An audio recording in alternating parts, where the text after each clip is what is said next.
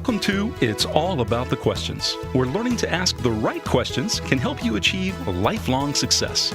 Now, here to help you ask all the right questions is award-winning author, international speaker, and business strategist, Laura Stewart.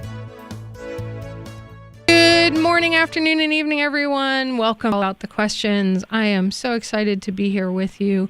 It is November. It is, I probably shouldn't say that because, it might not be November for you when you listen to this on the podcast. But here live on iHeartRadio, it is November, and it's been an interesting 5-6 weeks for me, as you all know.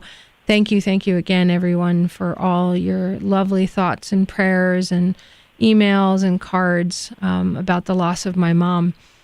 And, I've been packing up my mom's condo to get it ready to rent.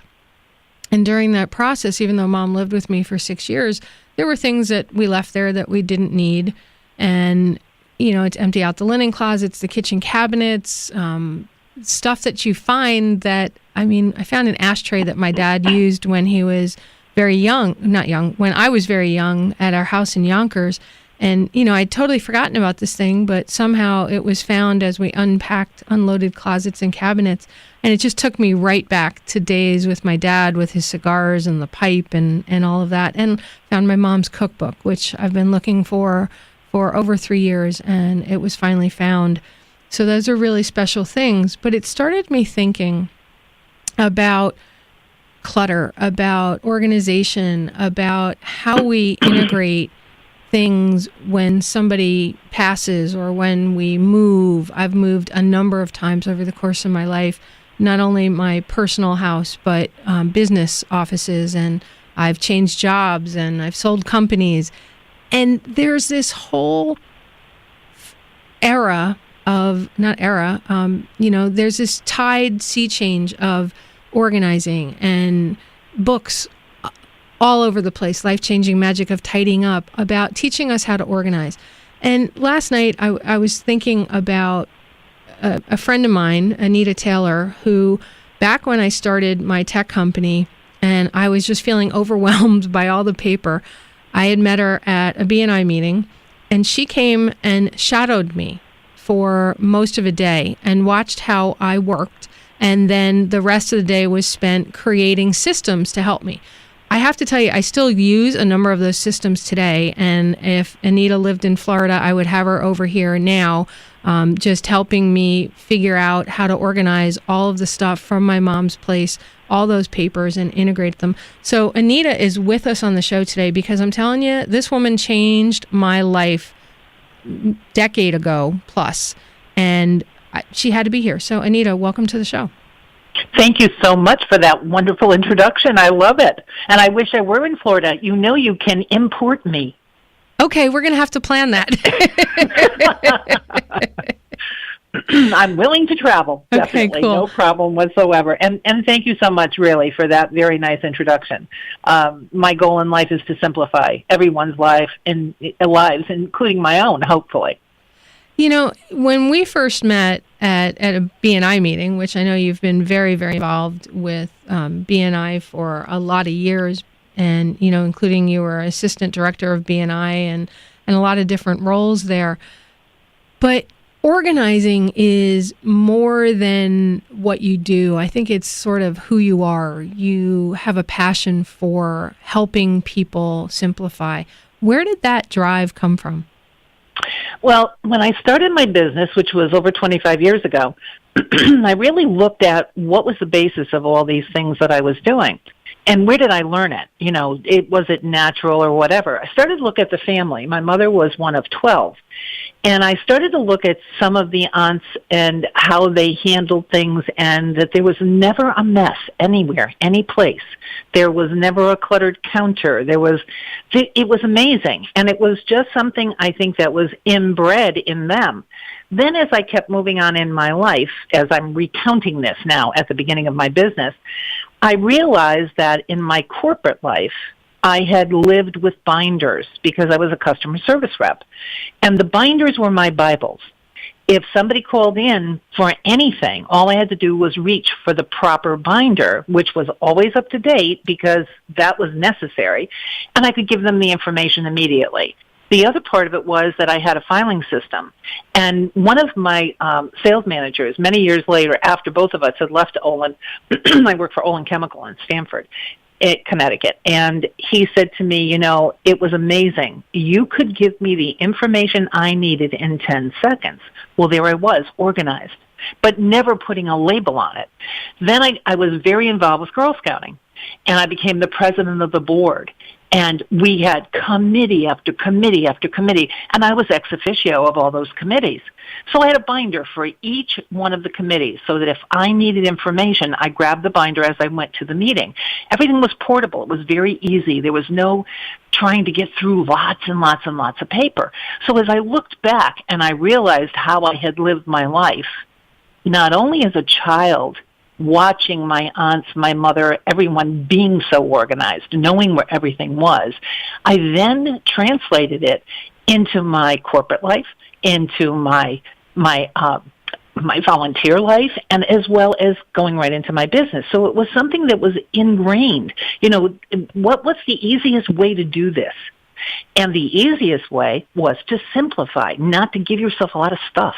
Because if you didn't have the stuff, you didn't have to deal with a big fat mess.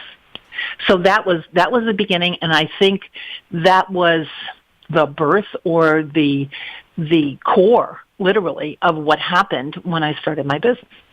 And then I learned more as I dealt with you. Remember, Laura, we talked about what was under the bed and, why would we store things there, that type of thing. And I never forgot that with you. That was one of my main connections with you because it was an issue for you, and we resolved it, which was wonderful. Yeah, and that was thanks to Rose Lettieri, feng shui master and friend of ours who I'm hoping to get on the show sometime soon as well. The whole idea that you don't put things underneath your bed that aren't happy kind of things, and they shouldn't be cluttered, they should be organized. So we figured out where to put all those things when I was working with you. Why do you think it is, and I think it's a bigger issue in America than it is in some other countries because we tend to accumulate more stuff.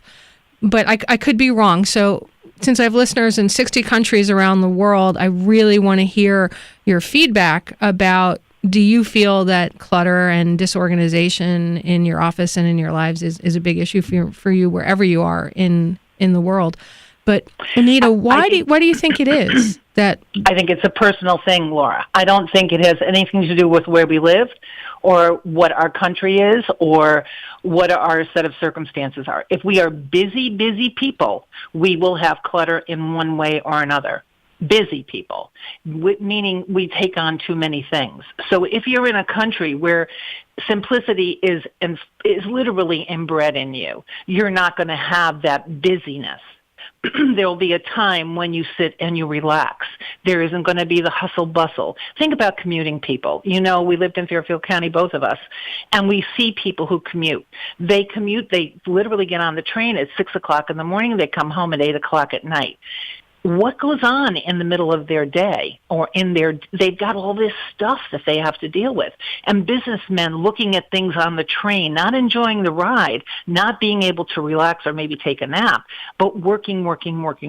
So is it the pressure of your personal life? Yes, I really believe it is. If we talk about stay-at-home moms, which was a taboo at one point in our lives because women needed to be out in the workforce, if you talk about stay-at-home moms, their job is huge because they take care of the commuter husband. They have to make sure that there's food on the table for the whole family. Or if it's not on the table, they have to figure out how he's going to take one child to one sports event. She's going to take another child to another sports event. So think about the papers the children bring home from school. And they're running out the door to do all these other activities. It's busyness. It's a lot of busyness that causes a lot of clutter. If your life calms down and you are able to be on an even keel, you have a business that you shut down. You leave your business. You walk away from your business at 5, 6 o'clock at night, and you go home and you have a life that isn't dictated by a lot of stuff you have simplified your life. But if you think about the busyness in the world, think about what we try to do. And today, these kids, I really almost feel sorry for them. I mean, I had a client once, literally, this little boy was 8 or 9 years old. He was a travel hockey child. He practiced 4 days a week, and his weekends were filled with games. One day, he went to religious education, and one day he had free. He was 8 years old. That's, to me, much too much. And I understand the kid loved hockey, and he loved doing this. But I'm sorry, I really think that poor child needed a little bit more of a life at home with friends in the neighborhood or whatever. But we tend to keep busy, and the busier we are, the less all this other stuff comes in to play for us. And then when it does, when something is missed or a meeting is missed or a bill is not paid, then we get upset. And then what do? We try to organize it, but we've left it so full because of all our other activities that now we're in a mess. Now we have to figure out, how do we organize it? Okay, so where does it go? So let's step back then from the busy lives that so many of us have. A lot of my listeners are entrepreneurs, and they're juggling family, they're juggling their businesses. It doesn't end at 5 o'clock for most entrepreneurs. It keeps going. We're checking our phones. We're doing all these different things that we have to do. If they've got kids, they're, as you said, juggling all of their schedules. Most women nowadays, or men, because there are house husbands too, there's typically not one person home all the time. What's something that an entrepreneur can start doing right away to help them take back control of their day versus the day controlling them? Well, when I worked with very many entrepreneurial people, and a lot of creatives too, by the way, and, there's a mentality, I almost want to say there's a label that creative people can't be organized, which is totally untrue. Creative people have a wonderful opportunity, and you're going to find a lot of creative entrepreneurs. So you have to look at them, and you have to look at their habits. What you said earlier tonight, or this in the conversation about me shadowing you, if you sit down and you look at what your systems are right now, you sit at your desk and you've got a pile of papers. What do you do with that pile of papers? You usually work from the top, because that's the most important thing, or that's the most current thing. But if you've got a big pile of papers, and entrepreneurs always have a pile of papers, I don't care how tech-oriented we are, paper is never going to go away. If you look at the pile of papers and you say, oh my God, how am I ever going to get through this?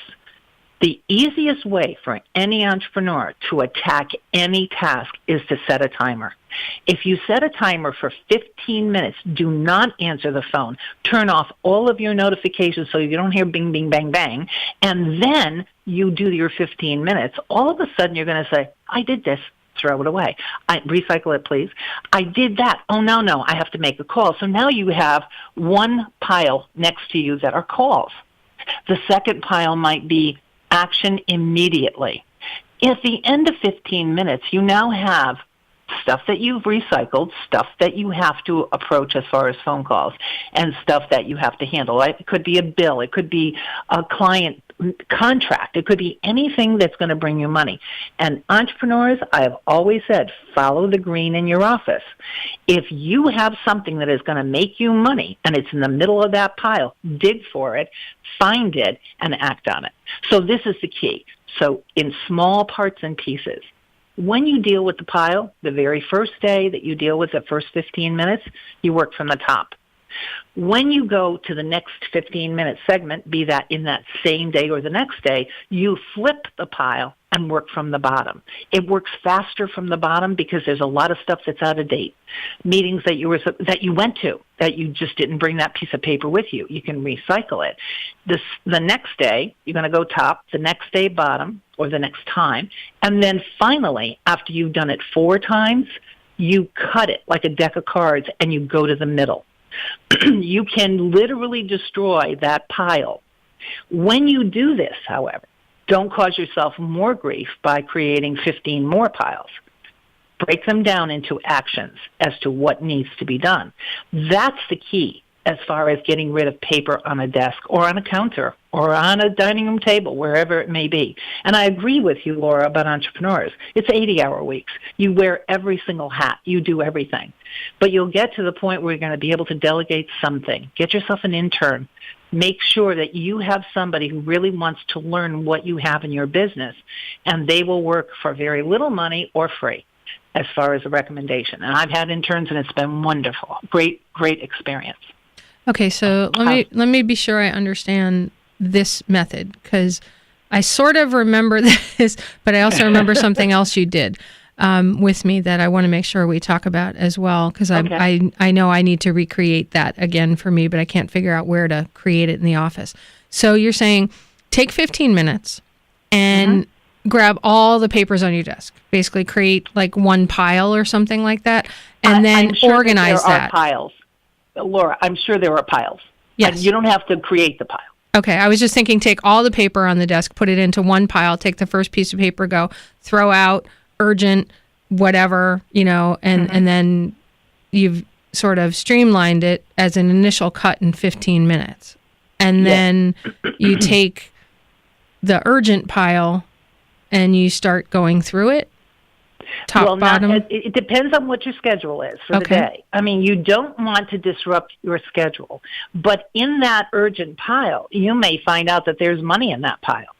So do you want to work on that as soon as you're finished with your 15 minutes? I would, unless there was something much more pressing. See, the key is, with time management, you have 24 hours in a day, just like everybody else. Nobody is ever going to give you more time. It's the way you use your time.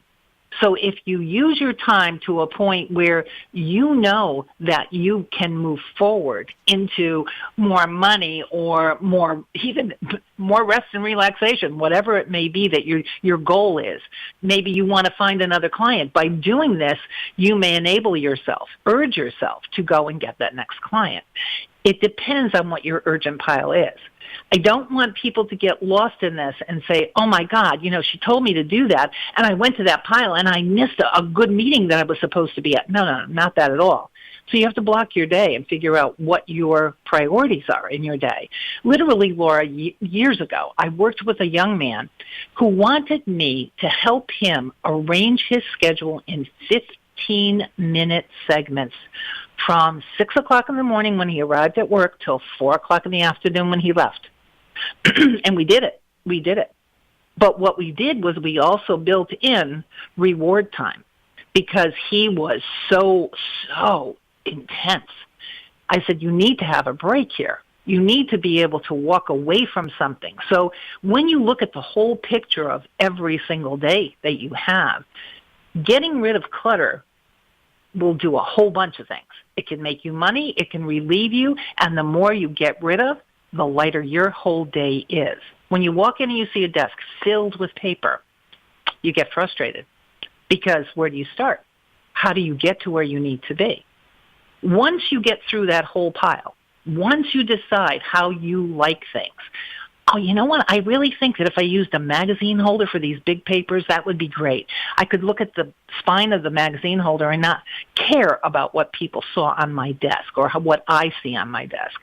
You might want to use an in-out box for very important things that you don't want to lose. Your tools come into it after you've done the sort. And it can be a rough sort. It doesn't have to be finite. But I'm telling you, follow the money in your office. And as far as home piles, follow the important meetings, the things you have to sign for school for your children, you have to send out a bill, whatever it may be.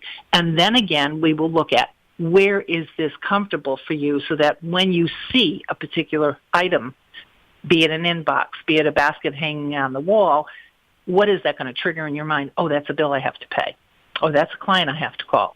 Whatever it would be, whatever your set of circumstances are. I don't want you to get lost in this. It's something that is going to be sort of, not a crutch, but trying to think of the proper word. It's going to be almost as though somebody's pinching you. And once you get through that whole pile, pinches don't happen anymore, because you won't do that. You'll create the system, and you'll never get back to that pile. Now, when you had organized me initially, something that you had me do after I had created these piles. I had forgotten this step, by the way. So this is a really good reminder for me. You had me you created for me actually something called the tickler system. Oh, yes. Are you still using that? Do you still feel that is a great method for making sure you get stuff done on time? If you're faithful to it. Okay. If you're faithful to it. What it is the tickler system involves 31 folders for days, so 1 to 31. Or if you didn't want to do a 31 and you knew that you had months that were only 30, you did 30, 31 on that folder. So it could be 30 folders. Then you had one folder for each month. So today, and we're going to go the November route again, you would have seen the number 14. And you would pick out the contents of that folder, and you would look at them and you would say, oh, that's right, in 2 days I have to, pay that tax bill, whatever it may be, or whatever was in that particular. You could even put a note in there to remind yourself that you have 1 week to get that project done, which is now in maybe folder number 18. So you're going to give yourself tips in whatever you want. The idea is you take the contents of the folder, you put them on your desk, you take the folder, the physical number 14, and you move it to the back of the drawer. The back of the drawer now is going to have 1 through 13 and the month of November, okay, in front of it. So you keep doing this. You can also, when you use a tickler system, put things in certain months. Let's say you have a specific meeting you go to every March, and it's in the middle of March, but you don't have any days behind the month of March because you're not there yet. So you put it in the month. When you get to the month of March, you open up that folder, and you now can move all of those things that are in there into the days they need to be. So you can do it for a year ahead. You can do it for next November. Every November, I go to such and such meeting, and I want to remember next year to bring this item, or I want to speak about this topic. So that's only a reminder, but you must be faithful to the tickler. If you let the tickler go for 2 or 3 days, and you then have to go through 3 folders, which could be a lot of paper, you're going to get frustrated. So it takes a while to get into the habit of the tickler. But what it does is it takes all those papers that we've just talked about, I've got to call Anita. Well, I'm going to call Anita next week. So now I'm going to put Anita in on the 21st. And on the 21st, that paper will come out, and I'm going to call her. I don't have to call her today. It's not urgent enough. But then I have to call Rose. And if I have to call Rose earlier than that, I put her in another folder. And again, remember the weekends are in there too. So we have to be careful in a business situation. If you were not in your office on Saturdays and Sundays, we turned those days around so that you didn't see any number at all. So when you got to Friday, all of a sudden you saw these blank folders, and you moved them now to the back of the drawer so that you would not get confused about it. So that was another very, very important piece. Okay, and let's stop. Let's stop for 1 second. Okay. There was another piece that I just kind of remember. You were like, you can't touch those pieces of paper more than 3 times. By the 3rd time, you have to decide. So you can't move it from the 14th to the 15th to the 20th. That by the time you get to the 20th, you have to decide, all right, is this something that really needs to be done, and or not? And you have to handle it right then, correct? Excellent. And I also said to put a little pencil mark up in the right-hand corner. Right. I forgot the pencil mark. Well, but that's it. See, there's lots of little pieces to this, and once you get into the system, you will either love it or hate it. I mean, I ran into another woman I worked with many years ago. She's a VP of the hospital, and she literally says, and I still have my tickler system, because it was a good tool when you have a tremendous amount of paper that you can't get rid of. And I mean, we're going to talk about scanning. You can scan anything, but you know what happens? People scan it and then they print it. So don't bother scanning. Okay, is that why this is so... I want to make sure we address those who are electronic, okay? Yes. I have so much stuff electronic. I put reminders. I create appointments during my day, time blocking stuff. Okay, I'm going to work on this during the day. And then if something comes up or whatever, I just keep moving it. What do you say to somebody who is fully electronic who might be resistant as to why this will help them? Well, the thing is, again, I'm going to come back to this personal piece. If people don't want to handle paper, if people don't want to have a desk full of folders, because it turns out to be 42 folders, if you don't want to have to deal with that, then let's come up with something else that's going to make you happier. If you are electronic and you avoid, what happens to that item? Where does it go? Where do you put it? What limbo does it go into? See, there's the other answer. It all comes back to a personal preference. If you like to work only with your technology, God bless you. There's nothing wrong with that. However, how do you address those things? There's no little tick marks that you're going to put on there. You're not going to put a pencil mark on it. You're not going to touch it. You are going to ignore it or you're going to do it. You don't have those 3 times, Laura. It doesn't work, I don't think, in technology that easily. I think ignoring the item is probably the prevalent thing to do, which could hurt your business. I don't know. I don't know because I'm not dealing with somebody who is working with it. So when you have something on your computer or on your tablet or on your laptop or on your phone, what do you do when you see that item come up and you don't want to do it? Where do you put it? I think we need to reach out to our listeners to let us know. So tweet out to @TheLauraStewart, or you can email me, Laura@laurastewart.com. Comment on the post if you're listening to the podcast. Electronically, how are you handling when you keep ignoring things, reminders that come up because something else come up? Let's see what they have to say. Well, here's the other concept. It's either pain or pleasure. All right, let's talk about pain or pleasure.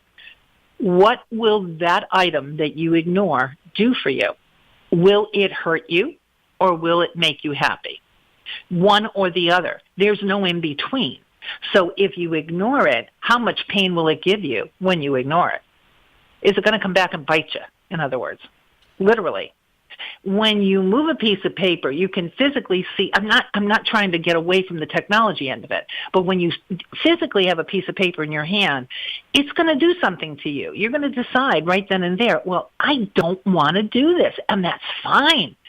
But when will you do it? We have to, and especially as entrepreneurs, remember, we are in control of our businesses. We're the ones who decide whether we're going to be successful in whatever we choose.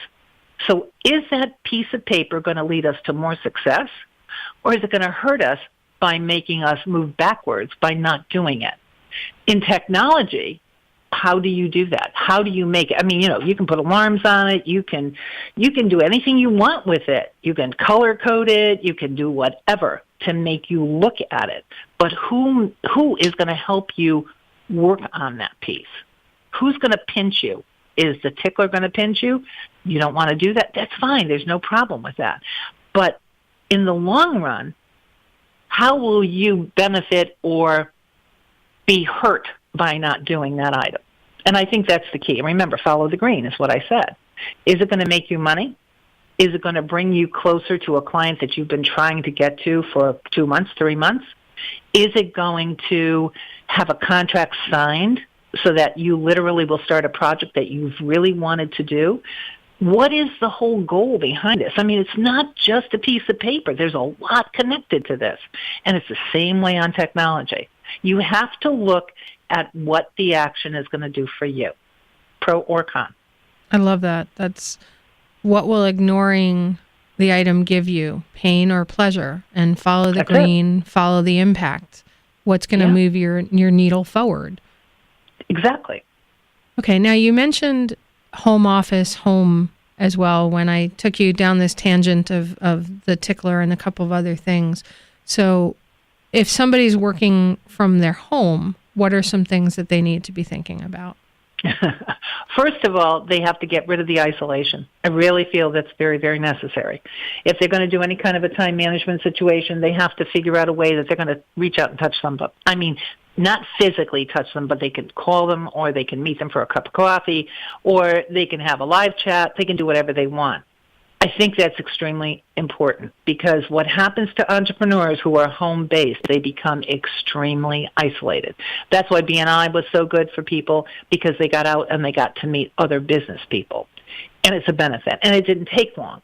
Again, timing is everything. When you're an entrepreneur and you're home-based, you can't walk away from your office. I don't care if you close the door. I don't care if you turn off the light. There's still a thought of, oh, my God, I got one more thing to do. I'm going to go in there, and then you're caught up in it. So you have to be very careful how you handle yourself in a home-based business. You can be isolated in an office as well if you're a solopreneur and there's no one around you. But I think the concept of physically getting up, getting dressed, going to the office is a different dynamic than walking into your office in your PJs. And as long as you look good from the neck up, you can do a live chat. Do you know what I mean? Yes. It's a totally different concept. So you have to be much more stringent in what you do if you want to succeed as a home-based entrepreneur. It's not an easy task, but it can be done. I mean, I've done it all my life. I mean, basically, I've always had a business of some sort, even when I wasn't in this business. But it takes a lot of direction on your own part. Nobody is there to pinch you. Nobody is there to push you unless you have a coach. And the coach says, okay, here's your goal. Who sets your goals? You have to set your goal. And it should be a goal for every single day. What am I going to accomplish today? What are the top 3 things I need to do today to move my business forward? That's the best advice I can give to a solopreneur at home. One of my previous guests, Ryan Lee, he lives in New Canaan, Connecticut. He does a daily email, and he has many programs and products that he offers. And every morning, he gets up, grabs his laptop bag that has like a little portable office in it, and he goes to a local coffee shop. Mm-hmm. And he spends an hour or 2 there in the morning, and boom, he is so incredibly productive because he's there, that's his workspace, and then he goes back home, does things that he needs to do. He has an office in his house, but he's compartmentalized and set up a habit, it sounds like, that you're talking about, of here's where I'm working, and when I'm here, this is what I'm doing. And he's got his plan for the day on what he's going to do while he's there. And I'll tell you, a lot of people who do daily things or who are bloggers end up, if they want to be kind to themselves, they'll sit down and have 10 topics in mind before they even start their first blog. And then if they're really, really clever, they will have 5 or 6 blogs complete before they even go forward for the first one being published. Because, again, it's a discipline. And I think that every entrepreneur has to have some kind of discipline, because if you don't, you won't succeed. You can't run by the seat of your pants as an entrepreneur, because there's nobody there to catch you. You're the only one. You're your own lifesaver. So if you turn around and you have the kind of discipline that Ryan has, and you go to that coffee shop every morning, you have established not only a habit, but you've established something that is feeling good to you. So his environment is good for him. A lot of people here go to our library, and they'll go in and they'll take a table, and they'll work at that table. Again, it's something where you are not driven, but you feel comfort. Then you can go back and you can do the nitty-gritty of your stuff in your own office, because you've accomplished what that big goal was for the day, and that was to do his daily email. So again, if you set goals, you can change your goals. They can modify. They can be thrown away, just like recycling a piece of paper. That's the other part of this. You can't be unkind to yourself. You've got to realize there's got to be a comfort level in what you do, or else you can't succeed, because you'll never project what you want if you're unhappy. And by forcing yourself to do something, no good. So your goals can be flexible. Nothing ever should be rigid. Nothing. Not your paper system. If you don't like the system, we change it and go to another system that's good for you. That's why I keep saying it's personal, Laura. Some people can embrace the tickler and think it's a great thing. Some people look at it as an albatross and say, what are you doing to me? I mean, I can't handle that. So it's all in how that person looks at that particular item. Law of attraction, if you want to call it that. That tickler is not attracting me. Yeah, and it's very stationary and everything. So, I mean, we have to be adaptable, too. And the best part about this, and I really truly say this to all my clients, if this system doesn't work for you, then we can't embrace the system for you. We need to find something else that's more comfortable. Because remember, you said I shadowed you. I watched how you worked. And that's the key to being able to help someone. You have to see what they do, not what they tell you. You can tell me anything you want to tell me, but unless I see how you work, I watched one man, this was so cute, I'll never forget this as long as I live. He had a storefront, and he had certain things in certain places, and he literally, in this one process, did a complete circle.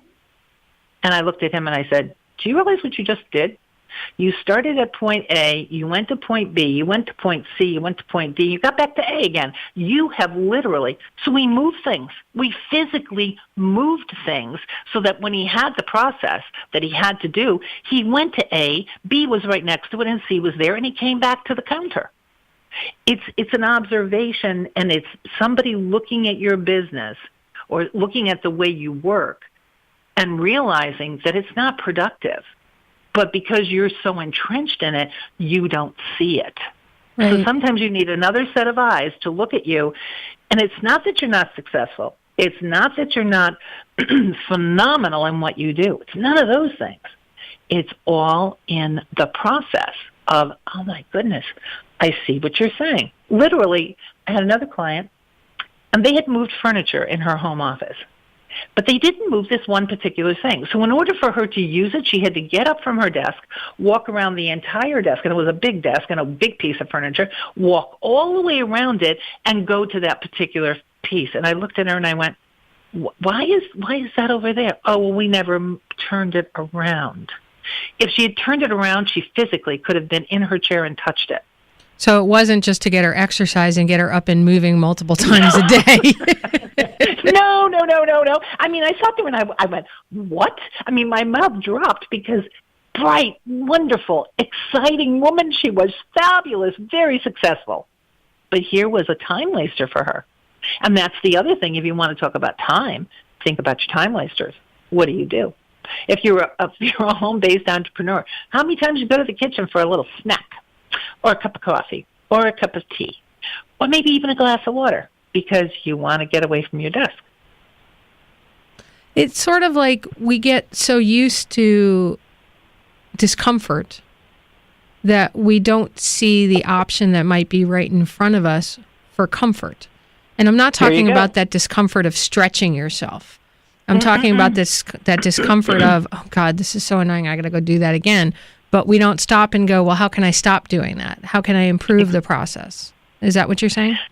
Yeah, and I think that's why a lot of people get coaches, and I'm a quasi-coach. I'm not certified as a coach, but because of my experience in my business, people have always told me that I was a coach. Well, yeah, because you actually help the mindset stuff. I know for me, I was really excited about the things, but when you started talking to me about a few things, I was like, no. And then, like we had to work through what was my no in order to release it and go, oh, all right, I get it now. And again, we're going to come back to pain or pleasure. Is it something, you talked about a comfort level. The comfort level is your pleasure aspect. You don't want to, if it ain't broke, don't fix it type thing. If you feel that this is the way you should sit at your desk every single day, then you have to do that. However, this man who goes to the coffee shop every day knows that he can't do at his desk what he does at that coffee shop. So that's a point of comfort and pleasure for him. So again, it comes back down to pain or pleasure. As I said, if it doesn't work, you have to change it. Whatever it is, I mean, that file cabinet or whatever it was, I think it was a file cabinet that they hadn't turned around, was the silliest thing I ever saw, because this office was gorgeous. I mean, it was a beautiful, beautiful setup. And it meant just moving it. It wasn't like it was, you had to change the world in order to fix something. And I think that's the other part about simplifying. If we look at a process and we say, how can I simplify that? What are the steps that I take? And you write down all the steps that you take to do that particular thing. And you say, okay, I've just written down 10 things to accomplish that one. Do I need 10? Can I get away with 8? Can I make it in 5? What is it that I do? And it could be anything. Again, we talked about walking around the desk. We talked about going in a circle, not realizing what we were doing, because you don't analyze those things. Those to you are normal. But for somebody who is looking at you, who's never seen you do this, it's not a normal. It's not a norm. It is something that can be streamlined and simplified. Simplifying your life is the best thing you can do. If you can take a piece of paper from an envelope and you can decide whether it goes into recycle bin right away or into a tickler or into an inbox for further action, you now have simplified that paper stream. But how many people do that? Where do you open your mail? How much do you recycle right away? I open my mail right over my recycle bin just because that's the key. Yeah, it makes such a huge difference. I want to touch on something that you keep tickling around, and it's just bubbling up in my head because you just talked about the recycle bin and going through your mail that way. Somebody who is listening to the show and wants to walk into their office or a part of their house, it doesn't matter. It could be your clothes closet. It could be the junk drawer. It could be the garage. Mm-hmm. Is there a trick? Is there a mind thing you can do to help you purge the items? Okay. Let's take a kitchen counter. It's an easy one. Kitchen counter has appliances on it. Kitchen counter might have a box of tissues on it. It might have a loaf of bread on it. It might have, I don't know, I'm trying to, a fruit. It could have a basket of fruit. It could have spatulas for the stove. It could, right. All those kind of things. Okay, for cooking. So let's say point of use. Let's use point of use because this is a very, very good piece. When you have something like a spatula and you're going to use it on the stove or near the stove, it should be located near the stove, not across the room, not across on another counter that's 3 feet away. You want it right there next to you. The drawers that are on either side of the stove should hold utensils that are going to be used either to mix or to cook with or whatever, pot holders, I don't care what you have. The idea is that you take the items and you do point of use. So you look at something and you say, where do I use this? And that's where you keep it, closer to that point. Recently, I gave away a KitchenAid mixer that I had been given as a sort of a secondhand gift because I realized that I was never going to use the thing. First of all, it was so heavy that I couldn't, I found a place for it, but I couldn't see myself using it, so I gave it to somebody I knew who would use it. There's another way to handle whatever's on your counter that you don't use. My rule of thumb is if you use it up to 4 or 5 times a week, it earns its way onto a kitchen counter. So if you're a toaster person, the toaster should be there. If you are a coffee drinker, the coffee pot should be there. But don't put things on your counter that you use once a year or once a holiday because it takes up prime real estate. So if you look at that as a benchmark for any single spot, think garage. If you have stuff in the garage that you don't use except once a year, where are you going to put it in the garage? You're not going to put it in a spot where you want to access something quickly. So again, point of use is number 1. Frequency of use is number 2. And you can use that in every single situation. I'll take the closet. The closet. How many sizes are in the closet? How many sizes in reality are you ever going to wear? And if you lose that 20 pounds, are you going to like those clothes that are 20 pounds down? No. So recycle them now. Recycle them now. Put the clothes in the closet that are stain-free, haven't missed a button, there's no repair needed. Anything that is ready to wear immediately goes into your closet. If it has a stain, take the stain. If it's missing a button, take it out and have either you or somebody else put the button on. If it needs another kind of repair, bring it to a tailor, a cleaner's, whatever, and have them repair it. Then it can return. But you don't want any more than what you can actually put on your back immediately. If you use that rule of thumb in your closet, believe me, half your stuff is going to be gone. Very easy, very simple. The other thing is when you donate something, only donate something that you would be willing to wear. So if you have spots or stains all over something, then get rid of it. Recycle it to, as a rag or whatever it is. But don't give it to somebody else. Don't insult that person who would want. My mom volunteered for over 16 years at the St. Vincent de Paul thrift shop here in Vero with this lovely group of women, Carolyn and Mary Alice, and just so many amazing women. And she was in the back room where they take all of the donations. And we all joked that Mom worked back there because she wanted to see the stuff before it went out. It was really all about shopping for her, because my mom loved to shop. That was something that we always did together. The stuff, though, that they would see sometimes that people would bring in, it's like they would empty a house and put these garbage bags together. And I've been there a couple of times where they open the bags and the smell is horrible. The clothes aren't even clean. There's roaches and bugs in the bag. And it's like the thrift shop is not a garbage dump. No. So I'm so glad. That's what people will do. I'm so glad you said that because they'll just. Well, you know what? The other thing is that, and this is the hardest part, is when a parent dies or when a spouse dies, or even a child. I mean, I don't care what the death is. It could, but it's family. It's somebody who's very close to you, somebody you really loved, and it's a very, very difficult thing to clear a house.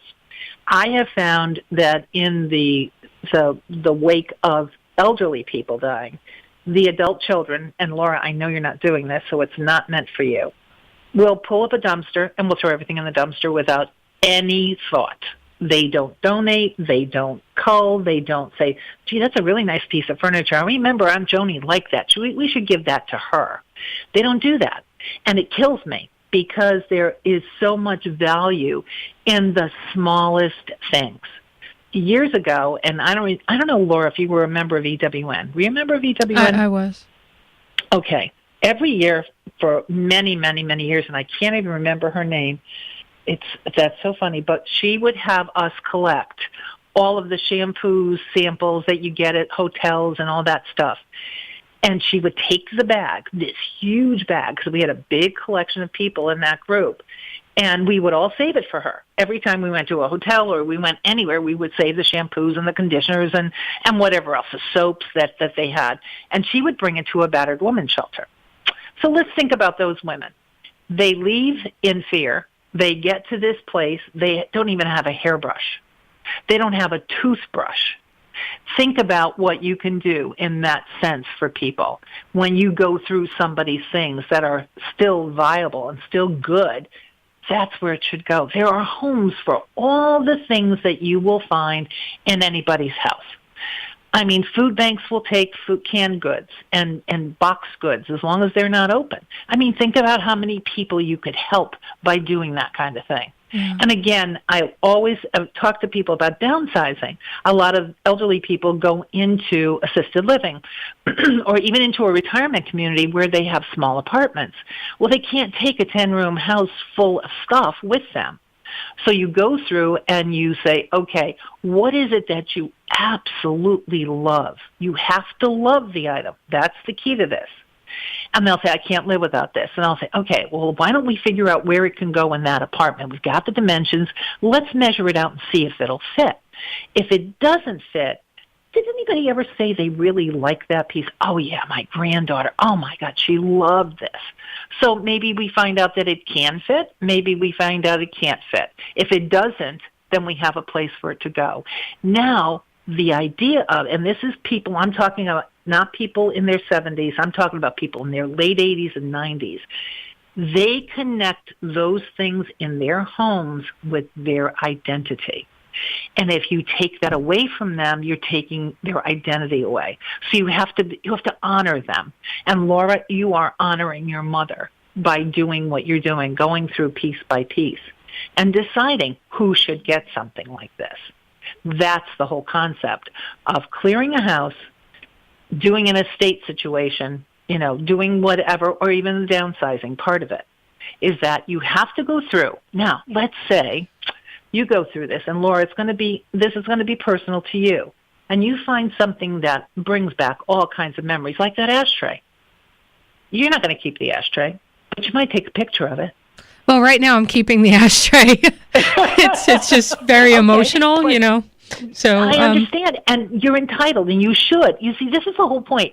It's all permission-based. Yeah. You have my permission, Laura, to keep anything you want. Yeah, as I'm sitting here crying in the radio station. Okay. Well, the thing that I'm saying to you is that there's a lot of emotion there. It's very raw, and it's very new for you. But the idea of this is your mother is living through all of those things for you. Your dad is living through that ashtray for you.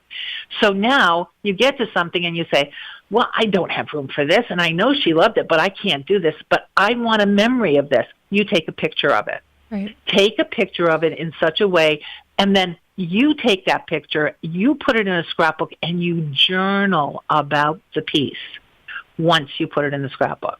That will help you more than anything at all, more than anything you can't even begin to imagine, because you're going to always have that piece with you, even though it's not physically there. I have to tell you that if it wasn't for my friend Jenny Murphy of Star Pilates and Bobby Gavanis, marketing maven, who have been at the condo with me while I was doing it, I wouldn't have gotten through it. I know that. It's a very, very difficult time. It's very still, difficult. Just overwhelming. But see, everybody, I show my emotions. As we've done the show, it's about reality. And you know what? Somebody said to me the other day, you need to cry. You need to cry no matter what it is. It is a release. It is a relief, and it works for you. Yeah. There's something in your system that says, okay, these tears have got to come out now, and they do, and that's okay. And I'm looking at that. Here's my permission again. I'm giving you permission. Go ahead. Thank you, Anita. I really appreciate that. We're running out of time for the show today. I want to make sure people can find out how to reach out to you. Mm-hmm. So please share how people can find you. All right. Well, there are a way. I love it that you invited me today on LinkedIn, because that was so cute. I thought that was so funny. I went, oh my goodness, I'm going to be able to even talk to Laura on LinkedIn. I am on LinkedIn. I have a website that is, and I'll spell it for you. It's ANITAYLOR.com.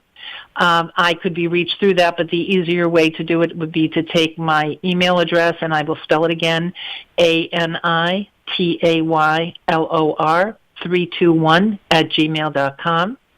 I will give you a phone number if you like to call me, because I do organizing over the phone.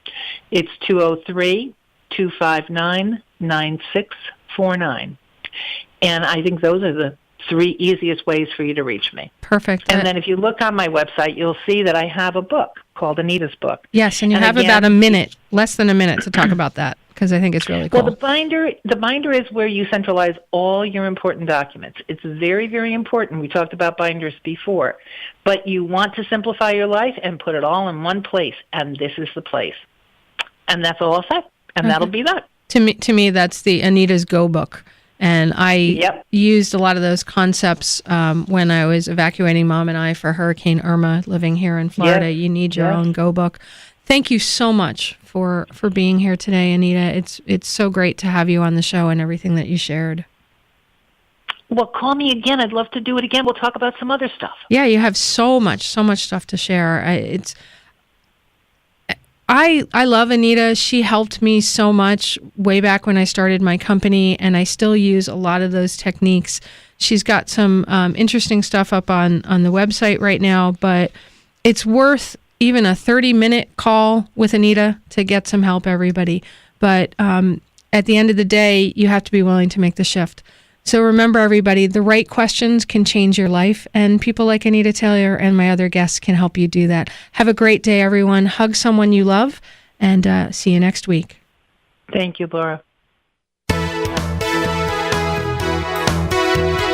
You've been listening to It's All About the Questions, starring Laura Stewart.